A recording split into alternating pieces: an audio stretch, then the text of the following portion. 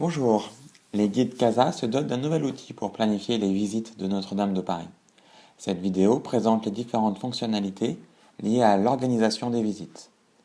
Pour accéder à la plateforme, il faut renseigner son identifiant et son mot de passe. Le menu principal se décompose ensuite en plusieurs modules. Le premier module, qui représente un planning, permet d'accéder aux fonctionnalités d'organisation.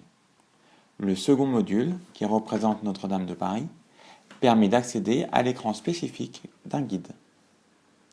Premier module, qui permet d'accéder aux fonctionnalités d'organisation, affiche par défaut le calendrier de l'ensemble des visites prévues pour la période. On peut personnaliser et enrichir ces informations en cliquant sur « Choix d'affichage ». On peut ainsi préciser la période à afficher en spécifiant la date de début, la date de fin et en cliquant sur « Afficher la période ». Une fois la période saisie, on peut ajouter l'ensemble des visites récurrentes de la période en cliquant sur « Ajouter les visites récurrentes sur la période ».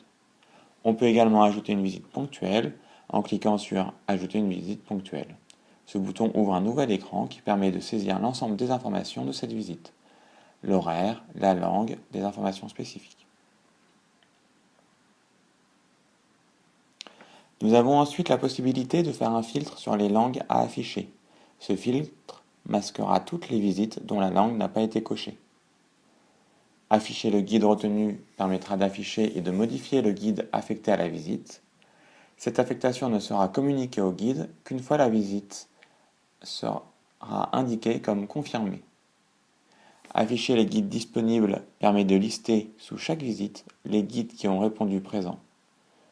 Afficher le type de visite indiquera si la visite est récurrente, celle d'un groupe spécial, etc. Afficher le statut permettra d'afficher et de modifier le statut. Une visite en statut brouillon n'est pas partagée. Elle ne sera visible que par l'administrateur. Une visite en statut recherche apparaît en orange sur la page des guides. Une visite en statut recherche urgente apparaît en rouge. Disponibilité à saisir sur la page des guides concernés. Une visite en statut confirmé apparaît en vert sur la page du guide retenu uniquement. Nous pouvons également choisir d'afficher les statistiques pour les saisir à la volée sur cet écran. Enfin, afficher la possibilité de supprimer affichera une petite corbeille à papier sous chaque visite. En cliquant sur cette corbeille rouge, la visite et toutes les informations qui y sont rattachées seront supprimées, à utiliser avec précaution.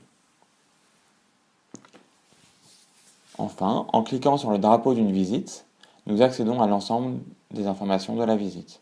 Nous pouvons en particulier y modifier l'horaire et ajouter des détails sur la visite. Ces détails, informations spécifiques, seront affichés sur la page du guide retenu pour la visite. Une fois l'ensemble des visites saisies, les guides sont invités à mettre à jour leur disponibilité. Imaginons que Charles n'ait pas accès à Internet. Il peut toutefois appeler la personne en charge de l'organisation pour lui faire part de ses disponibilités. La personne en charge se connecte alors sur le module Planning, choisit le guide concerné, Charles, et indique à sa place ses disponibilités. L'écran est strictement identique à ce que verrait le guide.